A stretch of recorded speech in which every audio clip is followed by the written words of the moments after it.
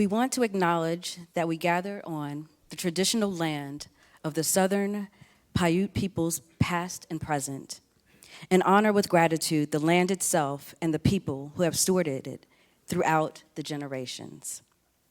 My name is Sasha Thompson. I am the Inclusion Marketing Lead for AWS, and I welcome you to our We Power Tech session this morning.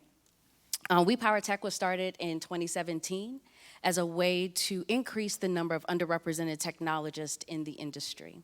One of the things that we have done over the years is bring you content around diversity as it intersects with technology. And so I am going to pass the microphone off to my colleague MJ in this esteemed panel. So thank you. Thank you, Sasha. And thank you all for joining us this morning. This is probably one of the first sessions of the day of the event, and we greatly appreciate you guys joining us today. The session title is We Power Tech, or WPT201, The Importance of Inclusive Design. So my name is Michael Jackson, or MJ, as Sasha affectionately refers to me, as do my colleagues. And my role at AWS is to lead two of our industry vertical businesses within our state and local government group. Those two businesses are healthcare, or public health, at the state and local levels, as well as elections. Both of which are very important when you think about the importance of inclusion and the need to ensure that everyone has access to healthcare and to exercise their democratic right to vote. So when we think about that, and I'm going to jump into our panel in a second, but just to set the stage a little bit, when you think about the need for everyone to participate, everyone to have access, and everyone to contribute, let's look at elections as an example. We typically, as you probably have heard, if not, at Amazon, AWS, we like to work backwards from the priorities of our customers. And so in elections specifically, what we found, one trend in the past year or two, is that as of 2018, all millennials were old enough to vote. So what does that mean? As they bring their young millennial selves, many of you in the audience fit that category, as you bring your young millennial selves to the polls, you often bring certain expectations about what those experiences should be like, what they should feel like. And those conditions, or I'm sorry, those expectations have been conditioned by your experiences elsewhere, right? And so what we found specifically when it comes to voter engagement, most voters find that they have a preference to receive information, whether it's who's on the ballot, when do the polls close, who's winning, how can I contribute to my favorite candidate, what causes do they support. There are a number of ways to access that information. Through the web, mobile, social, text messages, call centers. So we call that an omni-channel experience. And based on a user's preference, he or she should be able to access that information through any of those channels. But sometimes the channel of choice is not driven by preference, it's driven by need. And that brings us to the accessibility conversation. You see, when we talk about diversity and inclusion, we all fit into a number of categories. It's called intersectionality, right? Your race, your gender, your age, your cognitive and physical abilities, that all helps to define who you are. And so by taking into account as many of those factors as possible from the very beginning, it helps to improve the process, it helps to serve the people better, and it's even more important to ensure that all of those who will use the product are included in the process of designing it from the very start. So before I kick off into our next session and introduce you to the astounding panelists who are sitting next to me, I'll leave you with this one thought. Everyone in the audience, we're not different from everyone else. We're different like everyone else. And that's the goal that I'd like to have you keep in mind as we talk about this very important topic today. So the goals of the panel are twofold. First, we'd like to talk about inclusion design, what it is, and give you examples of it. And secondly, give you actionable steps on how you can yourselves introduce inclusive design into your own enterprises and organizations as you leave here today. So with that, I'm going to get into introductions for our esteemed panelists who are joining me on the stage here. First, we have Joanna Pena Bickley, who is the head of research and design at Alexa Devices, a fellow Amazonian. Her curiosity moves beyond products and toward experiences for the cognitive era. Joanna's award-winning artist hand has helped the world's most recognized companies and brands such as Land Rover, Nokia, Sephora, NASA, American Express, MTV, Pepsi, Jay-Z, and others imagine and make innovative breakthroughs. She was named the Power Woman of New York and one of Silicon Valley's top 100 rising stars. Joanna has long been an advocate for those with cognitive disabilities since she herself was diagnosed with dyslexia back in the 3rd grade. Next up, we've got Robin Spinks, who has probably traveled farther than anyone on the stage to be with us today. Robin is currently working as a Senior Innovation and Technology Relationship Manager at the Royal National Institute of Blind People. Robin has worked in the disability space for 20 years. 4 of those were spent in international development, working with NGOs in Africa, South Asia, and the Caribbean. Robin is an active member of various strategy boards, including Google and Microsoft, and has published a book on the lived experience of persons with low vision. Robin travels extensively promoting the inclusive design and inclusive organizational culture. And next up, we've got Spencer Montan. Spencer is the Chief Operating Officer and co-founder of Wavio, a sound recognition startup company. He focuses on developing relationships with customers, business channel partners, and building foundations for sales and marketing. As a deaf person since birth, Spencer is heavily involved with the deaf and disabled community.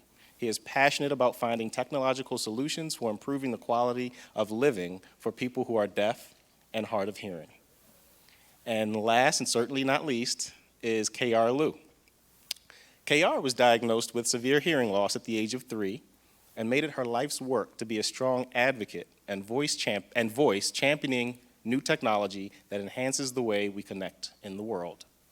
She is now the principal accessibility marketing lead at Amazon, where she's the driving force behind Doppler Labs policy efforts around hearing access, allowing her to collaborate with, she was the driving force behind Doppler Labs policy efforts around hearing access, allowing her to collaborate with Senator Warren's team on new legislation called the OTC Hearing Aid Act of 2017, which President Trump signed into law on August 8th of that same year.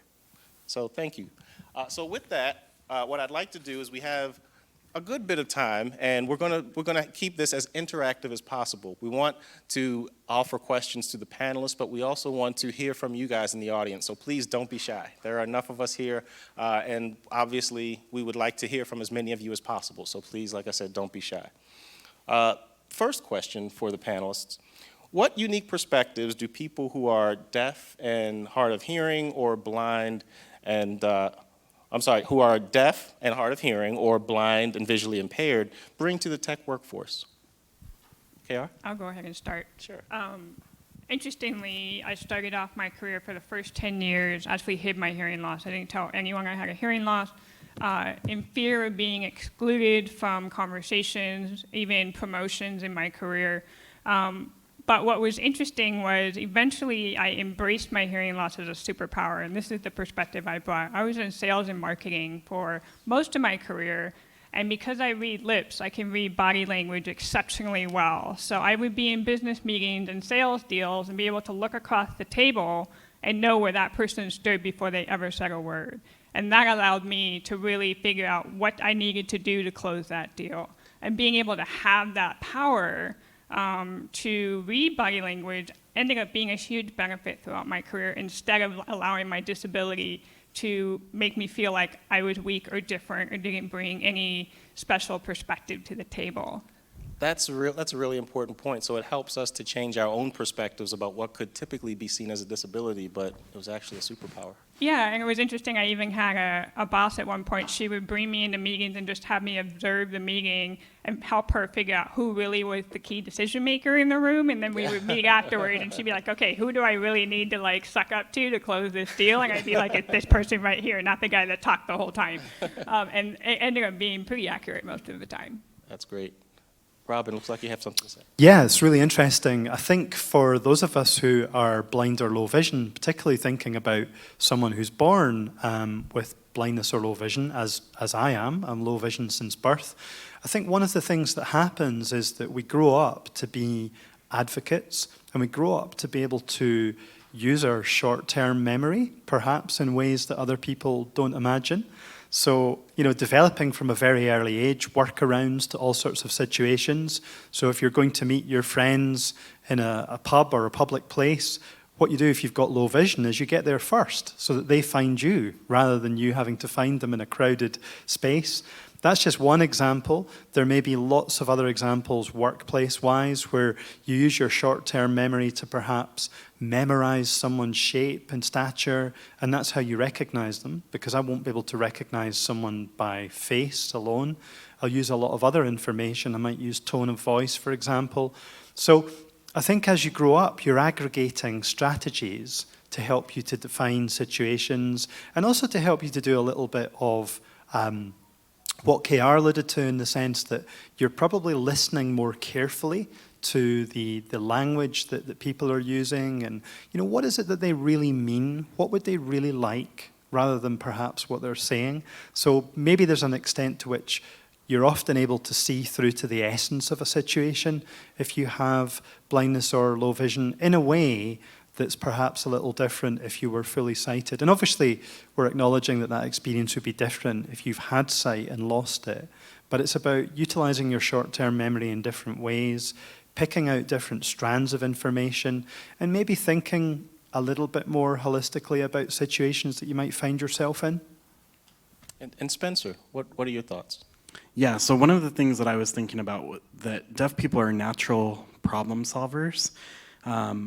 I wake up in the morning and I have to go to the cafe, and I'm thinking, how am I going to talk to the cash register person and try and tell them what I need without them being shocked, without having them freak out? I can pull out my phone. I have other avenues that I can do to match the environment that I'm in, to be able to have a good experience and make sure that the other person that I'm interacting with has a good experience. They can communicate with me comfortably. Deaf people share their experiences with other deaf people. They have culture that's different. They, where I work, we share our experiences with our customers, their pain points, and we try and help them solve those so that they're involved in the process, so that they can communicate with their customers and the engineers. Oh, that's great. Do you have anything to add? Sure. I think one of the things that that is really interesting is, for me as a designer, ensuring that you have someone with disability on your team at the design table. So often I think that when we are out trying to design new types of products and innovations, so many designers generally will have a user goal in mind. And for us, one of the things that I think I'm most proud of, and some of the work that KR and I do on a daily basis, is really trying to aim higher than accessibility, right? Because sometimes accessibility is a check the box. Couldn't agree more. That's right. Yeah. And when we start to think about designing a world for 100% of humanity, then in order for you to do that appropriately, it's about having representation at the table and innovating and using their superpowers. KR's superpower of observation is probably one of the strongest design superpowers that you could bring to a table. And that I would even say from somebody from low vision, team members with low vision are going to bring a different perspective. I think something really important to remember is that this isn't a nice to have.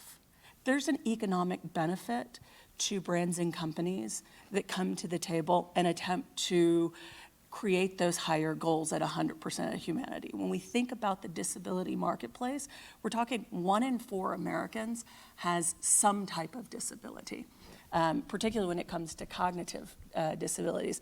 And the second step to that is it is an $8 trillion marketplace.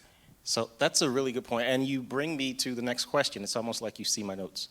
Is that your superpower? It is. So there's a famous designer, world-renowned designer by the name of John Maeda.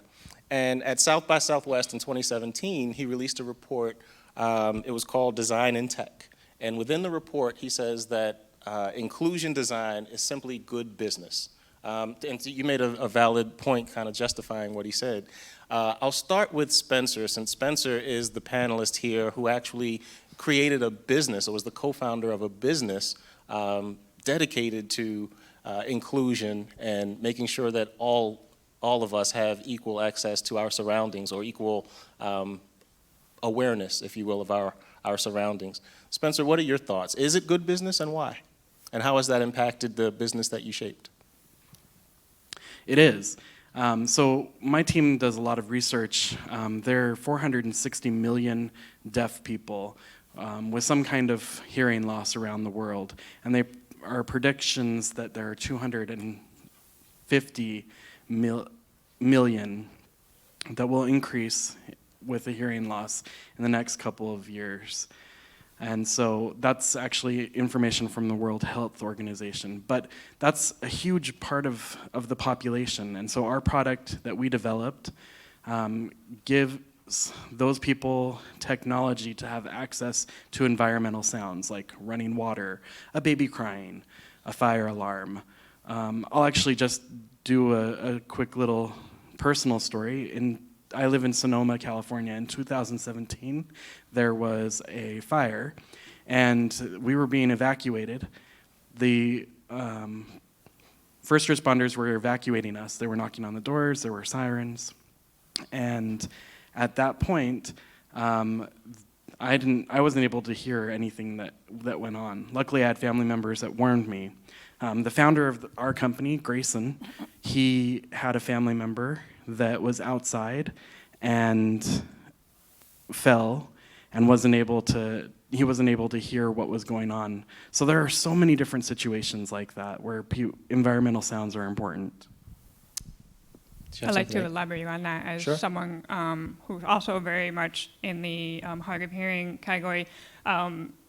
There's 1.1 billion young adults who are at risk of hearing loss because they listen to music with earbuds in their ears 8-10 hours a day.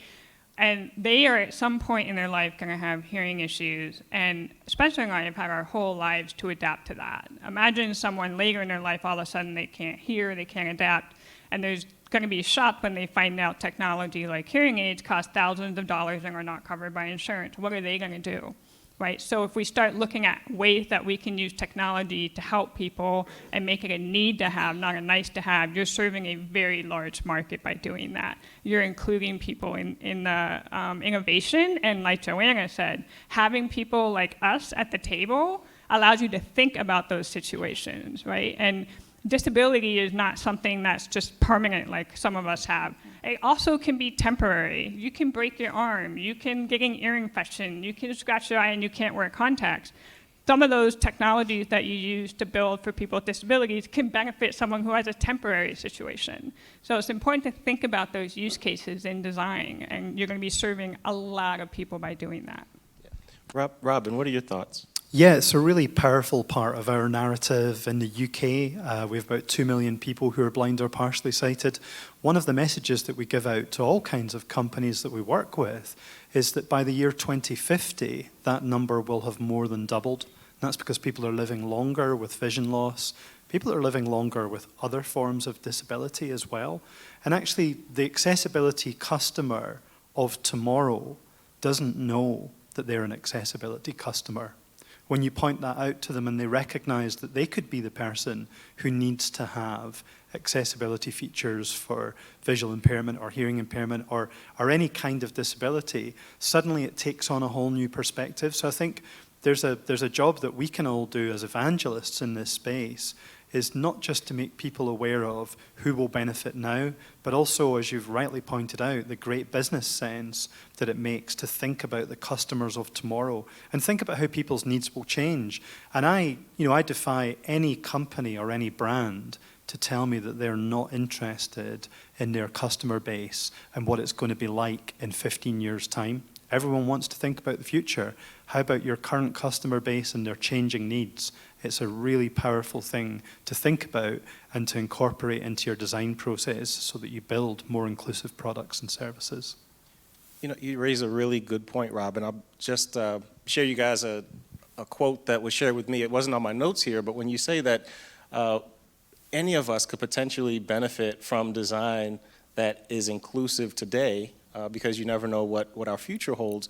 I mentioned in the introduction, I also lead our business for public health care. And one of the big public health crises across the country right now is the opioid epidemic. And so when you think about it, anyone in this audience is just one, God forbid, one car accident away, or one major surgery away from potentially suffering from substance use disorder if you're prescribed an opiate to help manage your chronic pain. So that's a very, very good point when we think about the need for inclusive design. It's not for the other, it's for all of us, right? Because we could potentially find ourselves benefiting from it in the future as well. So with that, I have a question for the panelists.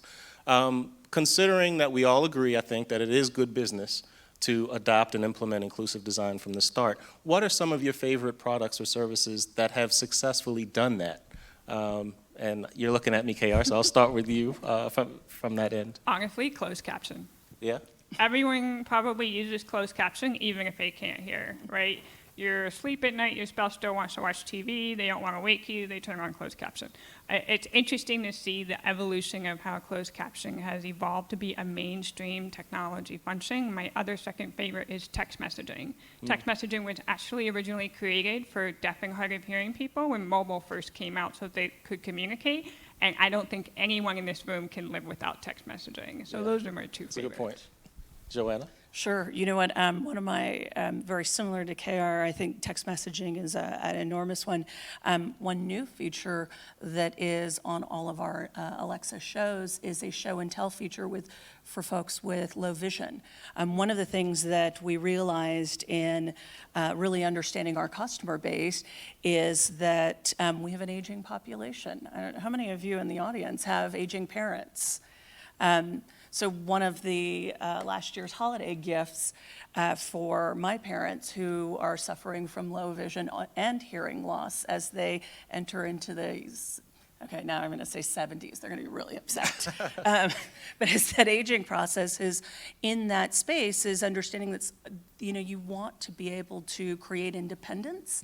And there are technologies today that can help us do it, but you have to be able to bring people to the table and to even identify that that's even a need. Absolutely. And inclusive design also includes age, right? Because that is absolutely every correct. day, 10,000 people in the U.S. celebrate their 65th birthday. I'd like to add just one more. One more? Just one more. I am as somebody who is dyslexic, once you learn to read, you tend to become a voracious reader. I certainly have been able to turn it into a superpower. And you start to hack the system. And what I loved about the most recent update to Kindle is there is a dyslexic font that is now included in Kindles. All of a sudden, I think the discovery of that by that team allows you to what feels like normally read, or without all the hacks you have to do in your brain to try to figure out what the page says. Wow. That's amazing. I'd like to talk to you more about that after the session, actually. I'd like to add to curb cuts. So that's a product design that was specifically designed for deaf people, or not deaf people, but for people with disabilities. I grew up with a hearing loss. Closed captioning is something I completely agree with you. At the airports, hearing people use that all the time. At a bar, the captions on. Video conferencing is another technology. Deaf people use that to sign to each other, but it's also things that have business meetings have flourished because of video conferencing. When I was back in college, I remember having to get notes from a note taker, and now there are apps where you can have the voice recognition transcribe everything. It saves so much time. Yeah, thank you. And Robin, what are some of your favorite innovations that have obviously included inclusive design? Yeah, well, about 5-6 years ago, I remember being taken into a darkened room, and I had to sign a non-disclosure agreement before I went in there. And it was all very carefully worded, but I was asked to talk to the air. There was nothing visible at all. When I spoke, there was a turquoise blue halo appearing above what turned out to be an echo device. And that really, for me, was the beginning of a journey where, when that ultimately became a product, I was able to set lots of things up in my own home. So, we've got about 7 echo devices around the house. We have the lights connected, the thermostat connected, the doorbell. And, from a blind and low vision perspective, it really can't be understated how impactful something like a video doorbell is. So having, if you're blind and someone comes to your door late at night, what do? Do you ignore it and then worry about who is that? Or do you want to go to the door and take the chance that it's somebody who is, a friend or neighbor? But actually what you can do with this is you can speak to whoever is at the door, and you can hear in audio, good quality audio, who's there, and have a conversation with them. And if you want to, you can open the door. That's hugely convenient for the general population. But if you have low vision or you're blind, that actually, massively escalates a feeling of safety and confidence and being happy to be on your own in the dark, for example. So that would be one example. I'd also like to throw in just the kind of widespread use of voice-first technology. It's fantastically powerful. We have 2 totally blind friends who were coming to visit recently, and they were talking about the fact that, the cab driver kept saying to them, is it that house? Is it this one? And they were both saying, well, we can't see. I can't tell you. So what I did is I just switched all the lights. I said, Alexa, change the lights to magenta. And I texted back and said, tell the driver to look for the house with the magenta lights on. Who else has got all the lights on in magenta? They found the right house. But it's about dignity. That's about accessibility, but it's also about dignity from the point of view of being constantly asked questions that make you focus on your own disability. It's a really nice example of where we're seeing technology allowing you to do things. I'm going to be cheeky and throw in one final example, and that is changing a nappy on a small child and actually being able to answer a call with your nose as a pointer using a smartwatch. That's not what smartwatches were designed for, but that's a really good workaround if your hands are busy and you're getting an important call from your boss. Yeah. I'd like to add too. So, lighting is amazing for a deaf person too. There's a company that manufactures lights that use warnings. And so that way we're able to know if a phone call is coming in. And they used to have like a strobe light that would just flash. And there were times where I would be asleep and a strobe light would go off. And that kind of really abrupt waking would be really difficult for any person, but it was for me. And they've changed their lighting now so that it's just kind of a light, dim color that comes in now. And I love it. I love the Apple Watches because when I was growing up, I had to use a vibrator underneath my pillow that probably caused me a little bit of PST, but now that I have my Apple Watch, I can set my alarm, wear my watch, and just have an alarm go off that just vibrates enough just to wake me up. MJ, I have an interesting example. You talked about temporary disability. And my second day at Amazon, you think about it never will happen to you, but I happened to be taking the stairs challenge and managed to just skip a step and break a leg. Wow. And in doing so, that put me in a wheelchair for 8 weeks. And this was your first day at Amazon? It wasn't day 1, it was day 2. I heard that it's stasis. Well, we didn't want to scare you off the very first day. That's what it was, just day 2. Right. The good news is that Amazon, of course, took remarkable care of me, but I think one of the things that all of the sudden that you become experienced and aware of is the little hacks throughout the day in order for you to retain your mobility. Sure. And so people with physical disabilities, particularly in wheelchairs, getting in and out of cars is a really interesting one. And Ford Mobility has actually come out with an IoT mat.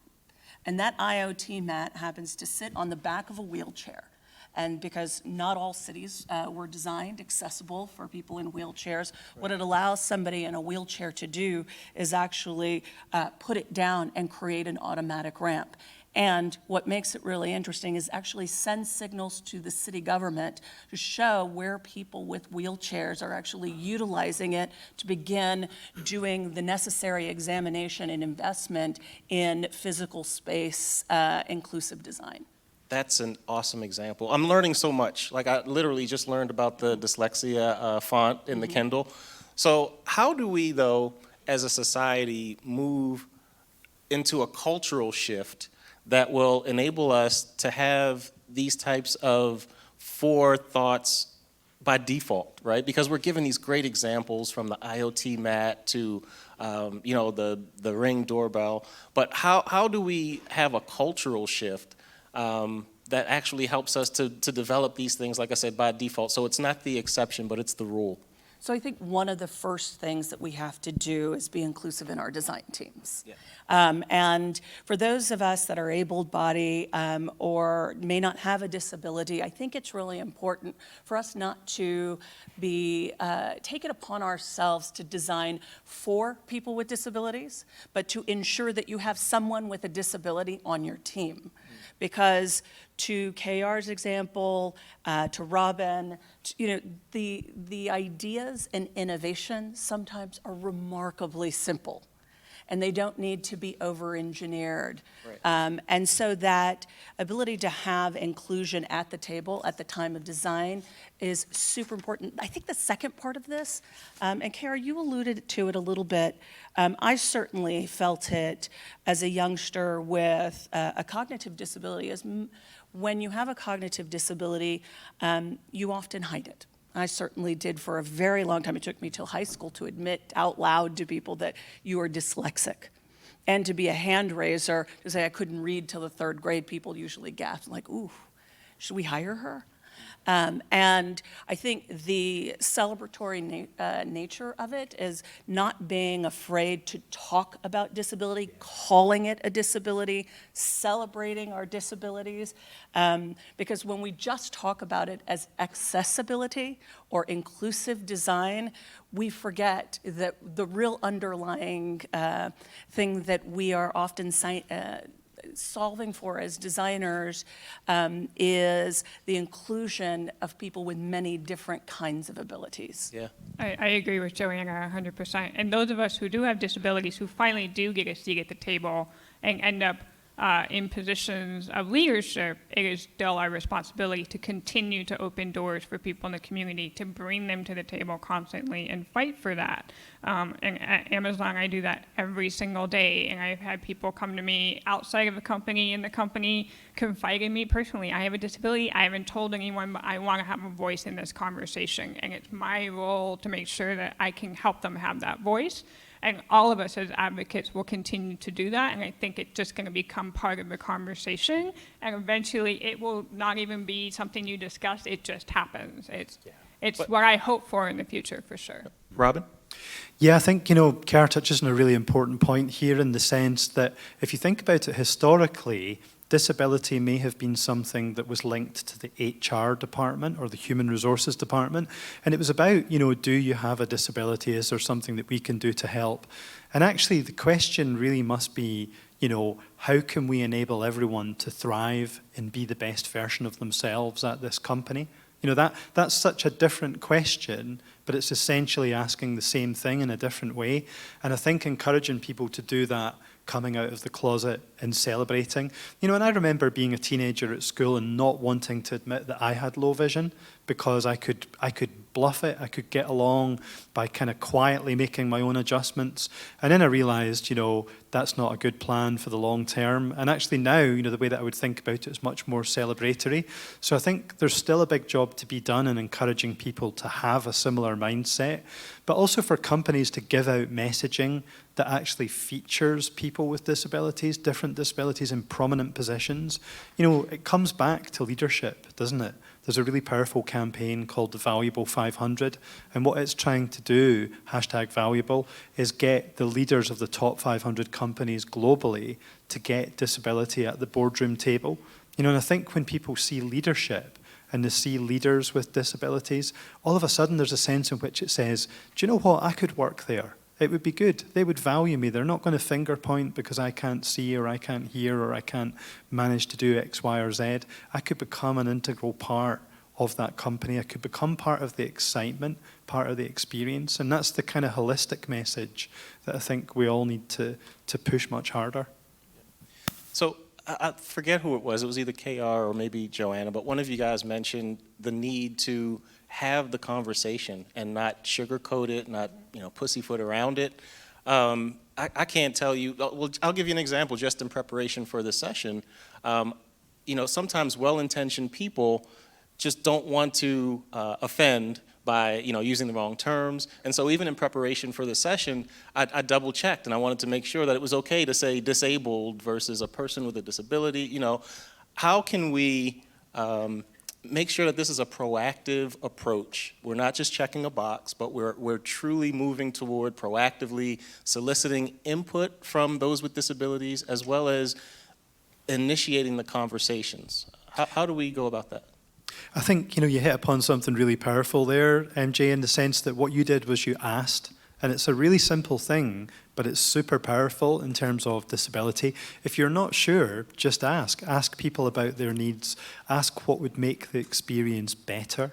What would be the best way to do it? And I think, as a trainer in the disability space, one of the things I constantly ask people to do is just ask questions. And I'll even pin them down and put them in a position where I say, I'd like you to come up with a really awkward and uncomfortable question, and I would like you to share it with me. Because once you start doing that, you really get to the heart of that kind of fear and that frustration. And as humans, we're born in a certain way where we fear difference. Anybody who's different from us, we fear if they look visibly different. We fear that if they sound different or they see differently or hear differently. We're just fearful. It's part of the human condition. So I think if we start with that as a premise, it leads us to a place where we're actually having an on-the-table conversation. And we're saying to people, look, what worries you about disability? Tell me, what kind of things are you fearful of? And the follow-up to the training, you won't be surprised to learn, is that you need to go on a social occasion that you choose with someone with a disability. Because let me tell you that when you start doing that, that's where some of the magic begins to happen. People are just too PC and too right on about some of it. We need to go down the pub, or we need to go on a night out. We need to talk about life in all of its richness and glory. Yeah. Spencer, what are your thoughts on proactively soliciting input as someone who actually launched a successful company yourself? How do you empower others to have the conversations that will enable people behind you to do something similar?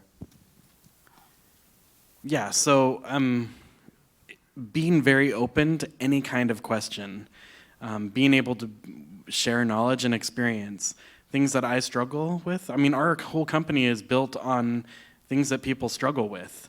So at the same time, I'm a customer of my company. I need those. I have problems. I need access to environmental sounds. I'll have a family in the future. If I have a baby, I want to know if it's crying. If there's a fire alarm, I want to know if it's going off.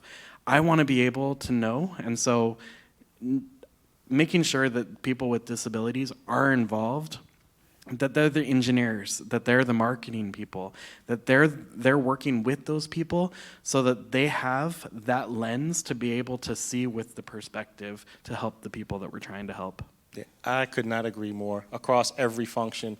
Again, just veering off a little bit, we all bring our whole selves to work, to our families, to everything we do. And so even on this panel, I bring my whole self. And when you mention the value of inclusion and belonging across all teams, including marketing, I can't help but to be reminded as a person of color, when I see an ad, and I won't call out any particular ads or companies here on the stage, but there are times you see an ad and you go, I know that a person of color was not on that marketing team. There is no way it would have slipped by, right? And so I think we can also relate when it comes to products or services that clearly neglected to factor in that there will be people with cognitive or physical disabilities using a product or a service. Would you agree? Yeah, absolutely. And I think, just kind of piggybacking on what Robin was saying, you talked about asking questions. So often the world makes an assumption. I found this when I became physically disabled. And so there is this fear in asking the question or even, assuming that someone in a wheelchair doesn't want help. And one of the experiences that I had, which was really quite remarkable, is that you would either be stared at in a wheelchair or be invisible. People would look over you, or you would be invisible. And what I often found, particularly with children, who were staring, which was their parents would tell them, don't stare. Many of us have been guilty of that. Right, guilty of that, right? And a part of that, I think one of the things I remember doing was like, well, actually, I suspect that child has a question. So I would allow the child to ask me, how did this happen to you? Yeah. Well, I have a really funny story about it, and would you mind touching that button over there? And I think one of the things that we as humans sometimes, we go in with so much ego into so many of these situations and make wild assumptions around disability, but until it is you or you're sitting in that chair or you have a cognitive disability or have been with someone in a social situation, the natural inclination is to assume. And I think we've got to flip that on its head. And because what I have found in the disability community is I ask lots of questions. I don't assume what it means to be deaf. I will give KR a call or chime her, right? Our teams don't assume what it is to be dyslexic. I'm often one in their user tests. So being inclusive also means never assuming and asking for their participation in the design process. And I think that's one of the things as designers, we have to get, I've grown up in the design field. I'm a second generation designer. We come to the table with a tremendous amount of ego.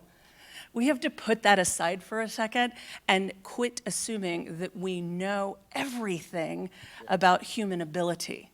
And what we have to look at it as our job as designers is to augment human ability and do so in a way that begs a far more humble question of starting with, I don't understand. And when you start from that place, I have always found, whether it's in the intersectional communities that I have been in, and do a true listening, that people will tell you what their lived experience is, and they will lend a hand, not just in opinion, but in user testing.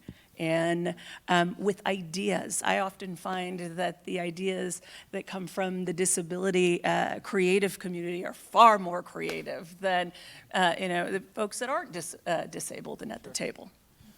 I would argue, and I'll ask for you guys' opinion on this, and I saw you have a comment as well. Yeah, I wanted to go back to your cultural question. Oh, sure. It's really important that we have people with disabilities at the table when it comes to design, but you need people with disabilities at the table after the design is done, right? Like you said, if I'm going to see advertising in true representation, because representation does matter, you need people with disabilities at the marketing conversation, at the sales conversation, because what I want to see is myself when I see advertising. I want to feel like that's authentic representation, and I think that's the step that is really missing right now. Yeah. So I think that's how you start having a cultural shift and change. You just start seeing representation and advertising everywhere, and it just becomes the norm, and it feels real, it feels authentic. So we need to also think about, after the design process is done, what's the next step? Who are the next people we need to bring at the table to have that conversation, to show the creativity and the authenticity of representation of disability at the table? And that is also very intersectional as well. I myself am a gay woman, right? So disability is very intersectional. I represent very different social groups. So I think that's really, really important to think about and not forget about. Could not agree more. Robin? Yeah, it's really got me thinking about something that happened earlier this year. I spoke at the Amazon Global Devices Summit in Luxembourg, and later that evening at the party, the staff party, we had a conversation about, what helps to change attitudes. And the conversation was along the lines of, wouldn't it be great if we could have an advert that talks about Alexa, but it features blindness and visual impairment, but not as the main story, so almost as a sort of afterthought inside the advertising campaign. And lo and behold, about 4 months after the conversation, the advert was streamed, and I think 25 million people in the UK have now seen it. And it's great because it actually shows you what this is all about. And the tail end of the story is, oh yeah, and that girl's blind. So what? Isn't that cool? Do you know? It's not, here's something that would be good if you were blind, or this person is blind. It's, yeah, that lady happens to be blind. That's just one of her characteristics, as KR said. It's not, people can belong to so many different communities, and let's just think about this in a holistic way, and have more people appearing, but not have it as the main story and the main show. If you go back a couple of Christmases ago, the Apple Christmas advert, it features Stevie Wonder, but not as a main attraction. He's just at the tail end of the advert. And yeah, he happens to be using voiceover because he's blind, So what? And I think when we can get that so what level of narrative in advertising, I think we're moving in the right direction. Yeah, I think you're right. I think, in essence, when we begin the journey of true inclusivity and belonging, it starts with honest conversations. To your point, rather than telling someone not to stare, it may be more valuable to initiate a conversation. And I think when we have those conversations, it earns trust so that the teams function at a much more efficient and effective way than sort of skirting around an issue that would be much better explored openly anyway, because it's a part of who many of us are. So to that point, I have a question. If you had one tip, each of you, if you had one tip that you could share on practicing inclusive design, and I've already gleaned so many from each of you, but and the one that I think I'm going to walk away with today, more than anything, is it's beyond design. It's the marketing and the selling and the servicing of all these products and services. But if you had just one tip that you could share, that would be more of an actionable takeaway. And Spencer, I'll start with you. What would it be? So I think getting out of the building and going out and meeting people from different communities, getting them involved in the design process, to make sure that the functionality and effectiveness of that product is better. Like, that's what I do, is I go out, I meet with people in the community to find out what kind of things they need. So, yeah. Great. Joanna? I think it's very similar. One of the, I think, more important things for me has always been bringing that diversity and inclusion to the table, ensuring that we have people with disabilities on our teams. Mm-hmm. When you're going through the hiring practice, and you're bringing on new researchers and design technologists, doing so with an open mind and heart that says that the only way that we'll attain the goal of producing a product or producing an experience that will appeal to 100% of humanity is to have 100% of humanity represented at the design table and at the leadership table. Preach. Robin? Constantly question your own assumptions, your own beliefs, your own thoughts, your own desires, your own challenges. Questioning is super helpful. Ask questions, reflect, go out to the audience, ask more, and just keep questioning, because you'll keep learning. Thank you. And KR? Always be open to what people are going through every day. One example I give is I had a team for one day. They asked me, what's it like to not be able to hear? And I had them at the office put cotton in their ear for the entire day. They couldn't take it out so they could understand what it was like. And it lasted for about 10 minutes for a few people. They just couldn't handle it. And they're like, oh my God, okay, now I'm going to use my skills to figure out how I can help solve this problem, right? Yeah. Imagine what it's like to be in that person's shoes so you can learn and understand better, and then use your skills to figure out, how can I make a difference? How can I impact? how can I help someone? Wow. That would be my recommendation. Thank you. So, guys, we've got a wealth of knowledge and experiences on the stage right now. And so we've got about 10 minutes left. What I would like to do is to turn the attention to the audience. And this is the part where the interactivity comes in that I mentioned at the beginning of the session. Are there any questions or comments that you guys would like to make based on what you've heard? Any lived experiences of your own that you'd like to share? Anyone in the audience? Yes, sir. Do we have a microphone? Anyone? No.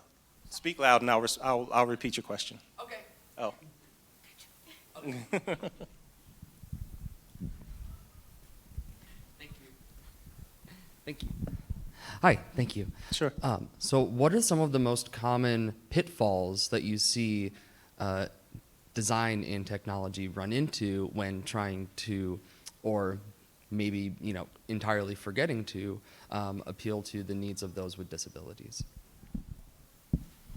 Pitfalls. Pitfalls. I think one of the largest pitfalls that I see in the design world is designing for people with disabilities instead of designing with people with disabilities. I think so often, to KR's earlier point around putting cotton in your ear, if you couldn't take it for 10 minutes, imagine living that experience. And it's not enough to imagine it, is to have somebody represented at the table or somebody within your user group to actually deliberately understand what those are. So often in our observations, the power of what we do as designers is observe, and often you watch what you're observing is the human hacks, how we have created these systems to actually hack the rest of the system. So I think in the design process, I think it's so important to acknowledge that we should not be designing for, we should be designing with. Yeah. I'll pass over for you. I think the other pitfall I've seen throughout my career is convincing that this is big enough business for us to work on, right? So what I've seen be successful is data is king. And one example I've done is with different product companies, I've purposely gone and looked for the community who's been reaching out to the company to use the product for a different reason and shown those numbers, and then tie that to how big the community really is, and then also, of course, the financial impact of that. So that has been one of the biggest roadblocks I've seen. Once you get past that, then it starts to show that it's a good business to design. So you really have to get your data together and understand your customer, and then use that to help you be able to drive innovation and accessibility. Great. Thank you. Robin? Yeah, so I think one of the pitfalls I often see really is company culture where there is a focus on disability equality training as a tick box exercise. So have you done disability equality training? Yes, we have, or no, we haven't, or we're doing it on such and such a date. And in link to that, also purely thinking about compliance as the benchmark. So whether that's WCAG 2.1 or whether it's any other kind of standards, think about something that is good practice, and actually how good can you be? How good can you be? How far can you go to make your interface accessible to people, your products and services? Don't get hung up on purely aiming for what other people see as compliance. And think about understanding and empathy inside your company as an ongoing endeavor where there are lots of different facets. It's not simply a case of doing a training course, ticking a box, and then believing that you understand it all. It's the beginning of a journey that needs to be vibrant and ongoing. So, Spencer, what was your biggest pitfall or challenge as you launched your company? I think project management and product services and releasing of those, waiting to make sure that you have the features. You might say, well, it's going to take us a couple years to get those features, but once you have those features in place, you have the time and the resources. Those are so needed. Thank you. Any other? We've got okay. Yeah, question. How different is the process in developing for people with disabilities from a K-12 type of environment to the adulthood? Difference in development based on the age of the Yeah, user? based on the age of Yeah. the user, the experience at that point. Sure. So as we think a little bit about the first focus is ensuring that you have parental permission to be to include their children in any study or any of your design process. There are COPA rules around age 13 and below. And the same marketing rules that apply for marketing to them also apply to the design world in terms of designing for them. So ensuring that you have really strict compliance around there. But once you've gotten that part in place, right, the more interesting part of it is one of my favorite things to do is watch children play. The act of playing is often the biggest act of invention and innovation and imagination. And as a design leader, humbling yourself for a moment, not peppering a child with questions, but using the power of observations to see how they might approach solving the problem or solving the riddle, or even using the product. I have found that in so many of the different inventions that I've ever created, children will use them how they use them. And they're going to come at it at a far more remarkable and creative way than we as adults, who often are trained out of our creativity, will approach it. So the power of allowing, particularly in the early design phase of research, setting up the conditions for play and making children feel comfortable that the results of their play is actually a part of the design process. And that's another great example, by the way, of intersectionality, right? Because you're talking about the age of the individual as well as their physical ability. I mean, like I said, you can't go wrong when you consider the total self of the individual that you're building for. Is there another question? Yes. So my ASL is bad now, so sorry for not finding my question, but I am wondering, so earlier this year we had some issues with websites not being compliant for those who are deaf or hard of hearing or whatever it may be. What do we do with these companies? Like there are some companies, I won't say names, that I'm not currently supporting until they start complying with measures that are fair and accessible for everyone. What would you suggest that we do with these companies that are just blatantly not complying? I think there are a number of ways that you can go at it. I personally, as someone who is in the world of design, approach it from, if you are unwilling to tailor the experience to my lived experience, I am very likely not going to spend a dime with your company. And I am not afraid to share that with them in social media. Most companies are listening. I had a wonderful experience with Delta, where it started out as a really uncomfortable experience as being somebody who was physically disabled, trying to get off of an airplane and not getting help from the folks that I needed help from just to get my luggage off of the plane. And when I was able to get a Wi-Fi signal within pretty much a 15-minute 140-character tweet, Delta replied back to me, and it was rectified in real time before I landed. So sometimes advocating doesn't just happen at the leadership table, it happens in social media. And tying your customer status, if you're a platinum member, whatever those membership status, to that financial inclusion. Because in the end, for those companies who haven't calculated what they're missing out on, the last thing they want to do is lose you as a customer.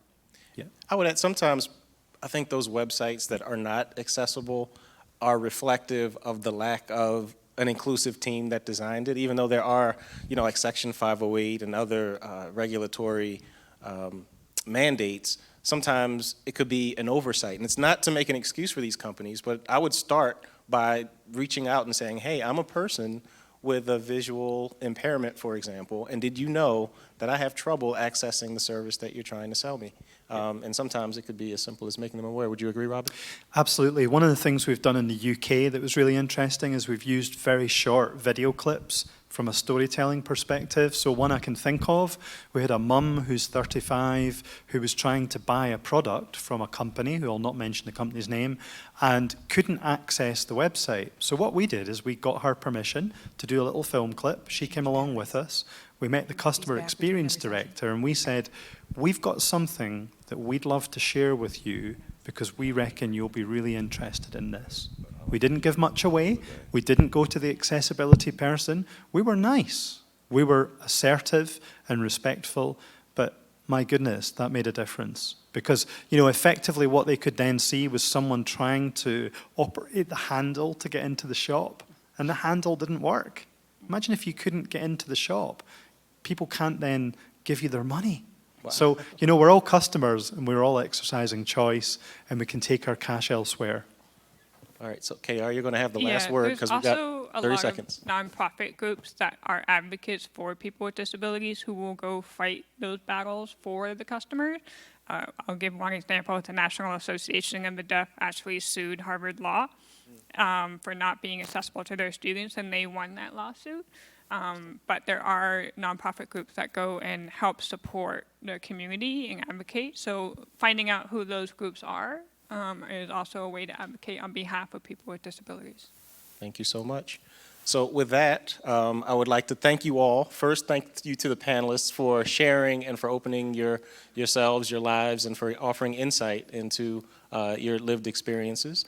Thank you for the audience for your participation, for your time, and just one plug for We Power Tech. This is a group or program that was started in 2017. It's led by Sasha Thompson, who's here. There she is. She does an amazing job. What she does is she helps to embody AWS's commitment to inclusion and diversity and belonging and equity. And so what I encourage you to do is in your app, do a search for WPT. It stands for We Power Tech. You'll find other sessions like this one, as well as other events that will be hosted throughout the reInvent event. So with that, I'd like to end the session. Thank you for your time, and have a great reInvent.